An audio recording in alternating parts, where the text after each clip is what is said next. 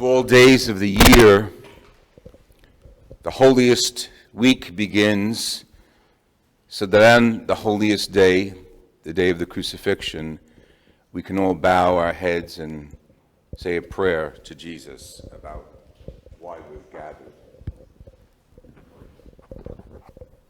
During the course of Israeli history, there were many times in which Jesus was prepared for, but although he was, from the plan of God, prepared for, the people themselves didn't really know.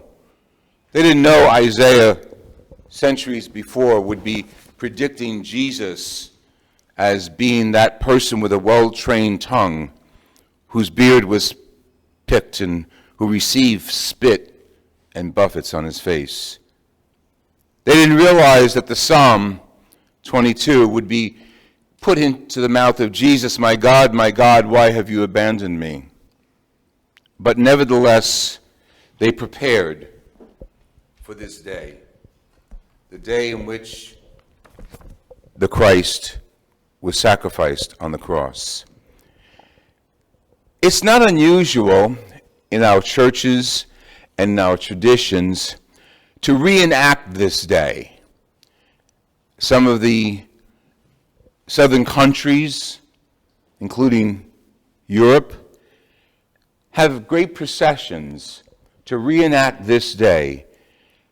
Christ at the garden, Christ with his disciples at the Last Supper, of course the scourging and the crowning with thorns, and of course the crucifixion. A few years ago we were in Bari, Italy, in which during Santa Semana, Holy Week, they had these processions every day, and huge statues were brought through the city from morning literally until midnight. So wherever you went in the city, you saw some part of the passion of Jesus being enacted or sculptures being processed, honoring that passion. When I was a child, my mother used to tell me about these stories. She was Sicilian, and she told me about Palermo's Holy Week, and how they would take these statues, and the one that, because I think she was a mother, she favored the most was the statue of Mater Dolorosa, Our Lady of Sorrows. The weeping Madonna, dressed in black, with tears in her eyes. And my mother used to say she was always looking for Jesus. And she would describe it, and then finally, a few years ago in Bari, I saw it.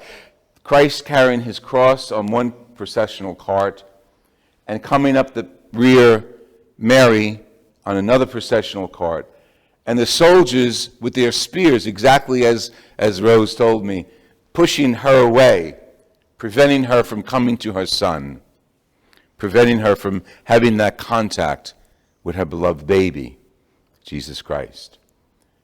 And those enactments are good for us. They're very important for us to realize the humanity of Jesus. And today's gospel from Mark, the Passion according to Mark, again, another very simple, direct message. They crucified him. He called out for God. One step after another, quickly, not drawn out, not reenacted, not a lot of blood and whipping as the other gospels had. So maybe that's a good opportunity for us to refocus our procession, you might say, today on the Christ. Because this Christ is universal, and we know that, but sometimes we forget that this Christ is not white, he's not brown, he's not black, he's not a Semite, he's not a Jew, he's not a European. He's not an American. This Christ is all those things. This Christ is Asian. This Christ is European. This Christ is American. This Christ is African. This Christ is South American. You get the point? The universality of this day reminds us as to why Jesus came to us. And we who are Christians hold up the banner of our faith in him. Not only physically, through the Eucharist, but through our actions. So, as we look back on this year, pandemic had its own experiences, and we're slowly coming out of it. And what do we see rise up in our streets this year? More hate, more spitting, more cheeks being buffeted, more mockery. And it's not Jesus, the body, or the historical Jesus from Jerusalem. It's you. And I have to embarrassingly say, not me. It's our Asian brothers and sisters. It's our African brothers and sisters. It's our minorities at the border that are being mocked again, as they were 2,000 years ago. But we who are Christians need to hold up the banner and realize Jesus Christ came for all people, and he is our universal Lord. And we who are Christians, we who are Catholics, must be proud to be at the cross of Jesus, but prouder yet to know that we've been touched by the resurrection and challenged by that experience of him carrying his cross, of him being nailed, of him suffering. Challenged by that experience to come back to our own selves, that we are one with him. This is not a movie. This is not a reenactment. We read the Gospels because we need to remember, and remembering re-engages us again, but it already happened once, historically. The Jesus of Nazareth is now the Christ of our faith. And the Christ of our faith now walks our own land, walks this earth, not pointing the finger at anybody, not saying this group against that group, but all of us as a community of believers can hold the globe of the world in our hands, figuratively, and realize that Christ is suffering again in our brothers and sisters who are being mocked, who know what prejudice is, who know what spit on their faces, who know what buffets is. We read it like it's a historical event. Well, it is a historical event, but it's also today. And we as Christians have the obligation to stop it. Remember the song, Were You There? Were you there when they crucified my Lord? Well, you are here. All of us. We are here.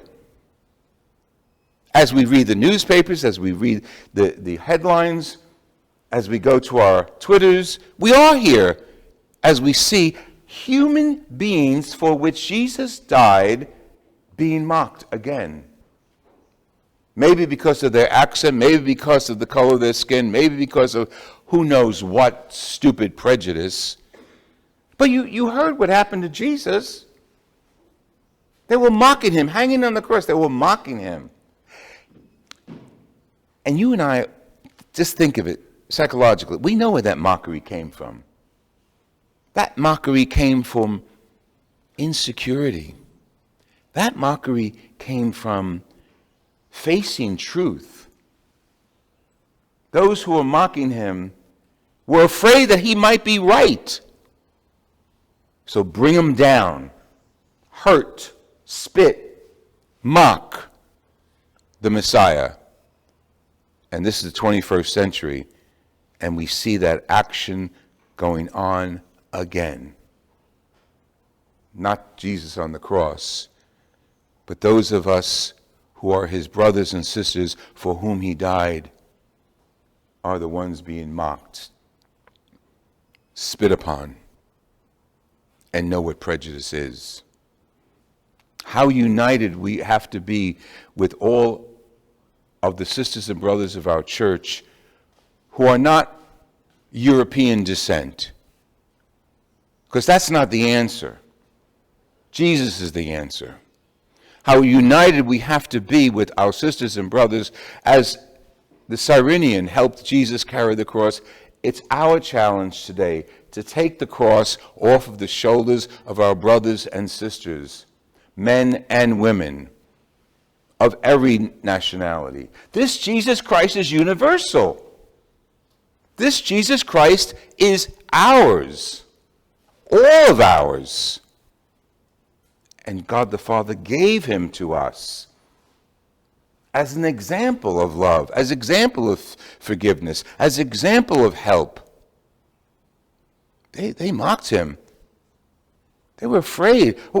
How can this Messiah wash the feet of his disciples? How can this Messiah hang out with sinners? How can this Messiah walk on water? How can this Messiah rise from the dead? Of course, this Messiah is sent to us by God. And this Messiah becomes a human being, not an accident, becomes a human being. You want to meet Jesus Christ? Look to your right and to your left. You want to come in contact with Jesus Christ? He might be a woman who's Asian. He might be a woman who's Latina. He might be a woman who's African. He might be a man who's European. He might be a child from Slovakia. This is where Jesus is, right here. Please do not leave here and leave the celebration of his triumph here in church. Take it with you. All of us, we're obligated to take it with us. Not until next Sunday, Easter, but every day. As we walk toward Calvary, we're going to be crucified. Get it straight. We're going to have nails thrown into our hands. We're going to be crowned with mockery and spit upon. Get it straight. And don't deny it. And the more we are for our faith, the closer we are to our salvation in Jesus Christ. Let us begin our journey of Palm Sunday and Holy Week.